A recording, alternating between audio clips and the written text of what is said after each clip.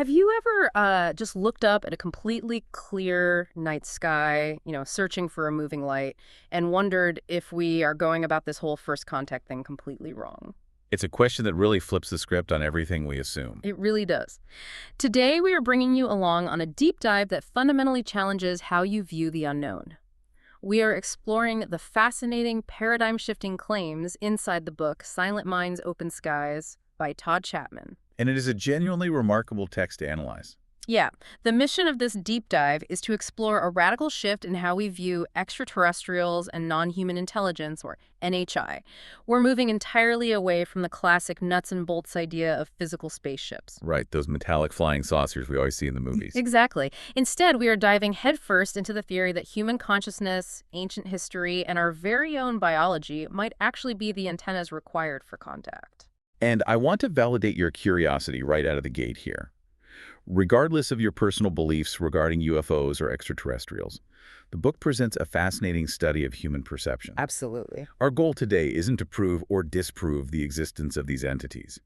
We're here to impartially unpack the claims made in the source material and understand the broader implications of this framework. It is an invitation for you to examine how belief, biology, and the mysteries of the universe might intersect in ways we rarely consider. Okay, let's unpack this. To really understand the claims in Silent Minds, Open Skies, we have to start with the author, Todd Chapman. His background is crucial to the whole narrative. It is. He grew up with a mindset that most of us kind of lose after childhood. He believed anything was possible right from the start. From Bigfoot to the Loch Ness Monster, he basically figured it was the world's job to prove the impossible wasn't real, rather than the other way around. Which is a very open, receptive psychological baseline. Yeah, and in 1998, he had his first memorable contact experience. This wasn't just a fleeting light in the sky either. It led to frequent visitations. He even claims to have received what felt like medical assistance from these entities. He frames that as a sort of preparation process. Right. Eventually, he follows this deep inner pull to move to Sedona, Arizona. And Sedona is famous worldwide as a hotspot for UFO activity and high strangeness. Oh, totally. Which makes it the perfect backdrop for his journey. The environment itself plays a crucial role in shaping the experiences detailed in the book. So he walks into a local UFO store in Sedona, and the staff there suggest he try looking through a pair of military-grade night vision goggles. Just casually in the shop? Yeah, and he feels this odd impulse to take a photo through the goggles and seemingly captures an unseen visitor standing right behind the glass door of the shop. That's wild. And within days, he's out there leading nightly skywatch tours in the desert. That brings us to one of the most profound anecdotes in the book, found right in the foreword, which was actually written by a contributor who went on these tours. This story really sets the tone for everything that follows. It really does. So imagine you're standing at Bradshaw Ranch. It's a secluded area in the hills of Sedona. It is a freezing, snowy night. The contributor and Chapman are hiking up a rocky hill in the pitch black with literally just a cell phone light to guide them. The sensory deprivation of that kind of environment amplifies everything. Definitely. As they step out from the forest to look down at a corral that seemed to be glowing, the contributor loses their vision entirely. Just total blindness. Total darkness absorbs them. They experience a profound floating sensation, like their feet are literally leaving the freezing ground. And in that terrifying moment of blindness, they hear a voice right beside them say, "You no longer have to see, just believe." That is incredibly intense. Just imagine the sheer panic of standing in the freezing snow and hearing that, only to have your vision slowly return. But the aftermath, the following morning, is the real aha moment. The physical validation. Yes. The contributor is back home, watering their plants. They grab a large watering can, fill it to the brim so it weighs about 40 pounds, and lift it up to water a waist-high plant. Suddenly they realize they are effortlessly holding this heavy watering can in their right hand. And this was an arm with a history of issues. A massive history. This arm had been plagued with severe chronic pain for over a decade, and the pain was completely, permanently gone. The book frames this physical healing as a direct gesture of simply believing. That physical transformation sets the thematic stage for the entire text. The phenomena described in this book are deeply tied to personal, physical, and psychological transformation. It asks you to consider that contact is not merely an external event you witness. It is an internal event you participate in. To understand that modern observer, the book argues we actually have to rewind the clock way past modern medicine and look back at ancient history. Now, you are likely already familiar with the ancient astronaut theory, or AAT. Right, the classic concepts popularized by figures like Zecharia Sitchin and Erich von Däniken. Exactly. The core of this theory posits that prehistoric human leaps in evolution and culture weren't just natural progression, they were aided by extraterrestrial gods. Chapman uses these theories not just as proof of ancient spaceships, but as a foundation for a cyclical pattern of contact. And the text relies on a very specific set of historical artifacts and myths to build this case. I was looking through the list of artifacts the book points to, and it is a wild compilation. It starts with the Sumerian texts, suggesting the Anunnaki engaged in literal genetic engineering to accelerate human evolution. A very famous cornerstone of AT. Then you have the Baghdad battery. This is a Parthian clay jar from around 250 BCE containing a copper cylinder and an iron rod. Proponents claim it was used to generate electricity. And they also point to the Antikythera mechanism from ancient Greece. Right, that incredibly complex analog computer. Exactly, with intricate bronze gears used to predict astronomical positions and eclipses. ADT proponents argue that shows a level of precision handed down from extraterrestrials. The visual evidence claimed in the book is equally intriguing. You have the Japanese Dogu clay figurines from 14,000 BCE.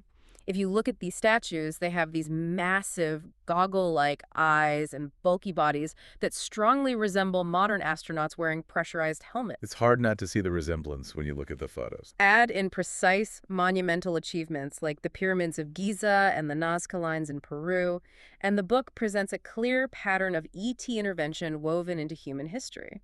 If we connect this to the bigger picture, we really have to look at how mainstream archaeology and science view these exact same artifacts. Because it's a completely different perspective. It is. The book impartially lays out the mainstream counter-arguments, which widely reject the ancient astronaut theory as pseudoscience. Why is that? Mainstream science points out that there are no physical ET artifacts left behind, no alien DNA, no remnants of advanced tech like lasers or microchips.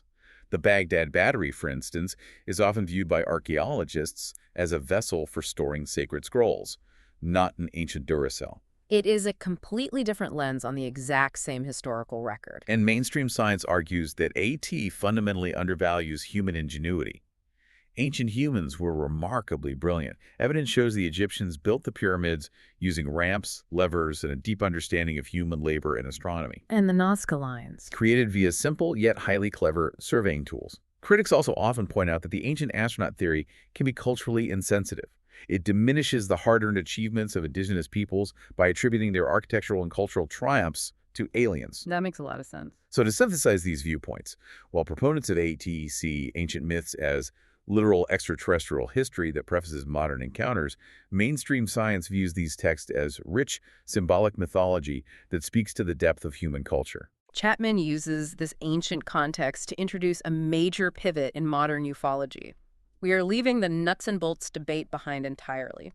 The new paradigm presented in the book is the idea that UFOs and orbs are actually phenomena of consciousness. This is where the framework gets really conceptual.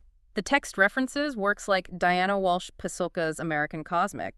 She frames UFO encounters as modern mysticism. She calls them hierophanies, which are manifestations of the sacred. I love that term. Yeah, in this view, UFOs are portals to higher realities that reshape an individual's worldview. They operate very much like a profound religious conversion. And that theoretical framework is supported by data from the free study detailed in the text. The foundation for research into extraterrestrial and extraordinary encounters. Yes, led by Ray Hernandez. They conducted a 5-year study looking at over 300 individuals who reported contact with non-human intelligence. The resulting book, Beyond UFOs, presents findings that challenge the standard pop culture narrative completely. The takeaways from that study are staggering. Less than half of these NHI encounters involve any sort of physical presence. Which contradicts everything we see in sci-fi. Completely. The majority of the encounters feature phenomena like time distortions, telepathy, out-of-body experiences, and what experiencers describe as downloads. Imagine receiving a massive zip file of cosmic history or spiritual wisdom directly into your mind in an instant. Just a sudden flood of information. The study argues that contact is not localized to a physical ship in a field. It is interconnected through a unified consciousness field. Here's where it gets really interesting, because this consciousness paradigm changes how we categorize what people are actually seeing in the sky. Take orbs, for example. We've all seen the videos of glowing spheres darting around. Usually assumed to be drums. Right. But instead of thinking of orbs as metallic drones with cameras, the book categorizes them as plasmoids, intelligent living plasma that actively responds to human intent. Living plasma. Yeah, they aren't just passively observing you, they are interacting with your consciousness in real time. The emotional arc of these interactions is incredibly telling, too. The Free Re study highlights that while 51% of people initially report fear during an NHI contact event. Which is a completely natural biological reaction to the unknown. Absolutely. But the emotions almost always shift. They transition from terror to profound feelings of love, joy, and empathy. The book draws a direct parallel between this emotional arc and the experiences reported during shamanic journeys or near-death experiences. It's an ontological shock. Exactly. It shatters the observer's reality, but ultimately fosters a deep sense of unity. So if consciousness is the bridge to these entities, how does our physical body tune into that frequency? The deep dive takes us right into human biology, specifically focusing on endogenous DMT. The biology of the mystical. Yes, this is the natural production of a highly potent psychedelic compound right inside the human body. I was reading the biological breakdown in the source, and it is fascinating that our bodies naturally synthesize this. It is created from the essential amino acid tryptophan via an enzyme called INMT. It has been found in trace amounts in human blood, cerebrospinal fluid, and brain tissue. It's already in us. This raises an important question.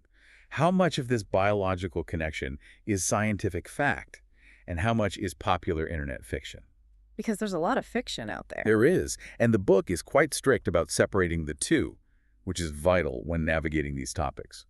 You have likely encountered the myths popularized by works like Rick Strassman's The Spirit Molecule. Oh, definitely. Which suggested the pineal gland floods the human brain with massive amounts of DMT during birth, death, or deep meditation, causing mystical visions. It is a theory that gets repeated constantly on forums and documentaries, like it's just accepted fact. But the science presented in the text clarifies the reality. While trace amounts of DMT do exist in mammalian brains, it is entirely insufficient to cause a full psychedelic trip. The scale is just off. Right. The pineal gland is incredibly tiny, about 0.1 grams. Yeah. And its primary physiological job is outputting melatonin to regulate your sleep cycles. It is not a magical psychedelic factory in the center of your brain. So what actually triggers it? The only scientifically proven trigger for a measurable DMT increase in animals is extreme physical stress or hypoxia, meaning low oxygen, like during cardiac arrest. It acts more as a protective neuromodulator under severe duress. There is no hard scientific evidence that meditation, dreaming, or the dying process causes a massive, trippy release of DMT. But their author shares a highly memorable personal anecdote that complicates this strict scientific view. Chapman wanted to have a DMT experience, but he didn't want the physical risks, the purging, or the intensity associated with taking ayahuasca externally. So he takes a completely different approach. He decided to run a unique experiment. He simply asked his brain to release endogenous DMT before he went to sleep. Just a quiet, focused request to his own biology. It is a profound experiment in the power of intent. And it apparently worked. For 3 nights in a row, he experienced vivid, kaleidoscope visions of dancing colors. During these intense visual states, he was visited by a green serpent that came over and acknowledged him. Whether it was a true endogenous DMT release or just the power of focused intent unlocking a deep altered state, the experience was profoundly real to him. Best of all, he woke up each morning feeling incredibly clear and refreshed with absolutely no hangover or rough come down. It speaks to the untapped potential of a mind-body connection. The book suggests that the human body itself is the technology required for contact. That leads directly into the practical applications the book offers. How do you intentionally activate these internal antennas? Well, the text outlines several practical methods for activating what it calls the silent minds, specifically targeting the pineal gland and the subtle energy of the chakra system. Let's start with the breath work. Always a good place to start. One technique detailed is Brahmari, or bee breath. It involves taking a deep breath and exhaling with a sustained humming sound that physically vibrates the skull and forehead. That physical vibration stimulates the vagus nerve, which helps shift the nervous system from a state of stress into a state of deep relaxation and receptivity. Other methods include listening to specific sound frequencies, like 432 hertz, which are thought to biologically resonate with these energy centers. The book also suggests viewing indirect morning sunlight to balance your circadian rhythm and making dietary adjustments. Specifically, reducing fluoride and highly processed foods to support overall glandular health. Right. These physical practices are designed to align with the subtle energy body, specifically the chakra system. The book provides a brief overview of how these energy centers tie into the contact framework. You have the root chakra at the base of the spine, represented by the color red and the earth element, governing survival and grounding. Moving up. The sacral chakra is orange, tied to water and creativity. The solar plexus is yellow, representing fire and willpower. And when it comes to the phenomena of contact, the heart chakra takes center stage. The heart chakra is green, associated with air and unconditional love. The book notes a fascinating pattern among experiencers. When telepathic contact with NHI occurs, it is rarely processed by the brain as cold, mechanical data. It's much more emotional. Exactly. It is processed as an overwhelming sensation of love and unity radiating directly from the chest. Which perfectly sets up the most mind-bending story of this entire deep dive. It is an anecdote Chapman shares about a Friday night in his own backyard. This is quite the visual. Paint this picture in your mind. It is 8 p.m., pitch black. Chapman says his third eye opens in that moment. He realizes there are no ships in the sky because the entities are standing right beside them on the patio.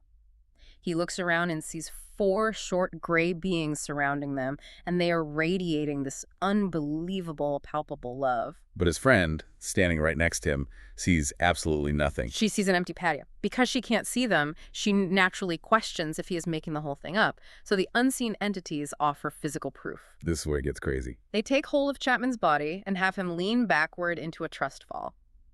Think about how hard it is to get a friend to catch you in a normal trust fall, let alone asking invisible aliens to do it. He leans back until his body is completely parallel to the ground. He is defying gravity entirely. Completely defying natural balance in physics. He is hovering parallel to the patio floor, being held up by beings only he can perceive. His skeptical friend stands there, watching him slowly straighten back up from an impossible angle. Seeing is believing for her in that moment. That physical demonstration, born out of a telepathic connection and centered in the heart chakra, was the undeniable proof she needed that something profound was happening right in front of her. What is vital to note is how this anecdote perfectly encapsulates the central theme of the book. The extraordinary doesn't always arrive in a massive spaceship for the whole world to see on the evening news. Right. It manifests in highly personal, subjective ways that nevertheless have very real, physically impactful consequences. So what does this all mean? We've covered a massive amount of ground today, and we want to connect these wild, paradigm-shifting concepts directly back to you. Because whether you view these accounts as literal interdimensional contact, as profound psychological phenomena, or simply as powerful metaphors for human potential, the core takeaway here is about the sheer capacity of your mind. This material challenges you to look closely at how you process information and the assumptions you make about reality. It asks you to question the boundaries of your own consciousness.